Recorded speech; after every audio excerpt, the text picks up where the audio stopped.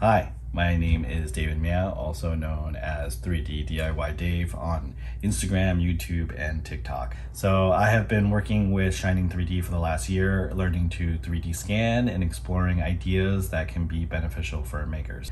I was honored when Shining3D reached out to me to see if I wanted to be one of the first to use the new Einstar scanner and put it through its paces. So let's take a look at the new scanner. The new Einstar is a compact handheld scanner that uses 3 cameras and 3 groups of VCSEL lasers, a color camera to capture color detail with a wide field of view for scanning quickly and smoothly. I have found that the compact camera and lightweight body is much easier to use and scan for longer periods of time. It also is more ergonomic and easier to manipulate around objects. Over the last year, I have used 3D scanning to replicate things that were difficult to model into 3D design.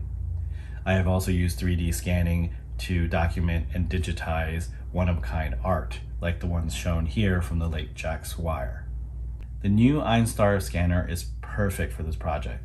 Cameras and built-in lasers allow me to scan people quickly, which is essential when people are just freestanding.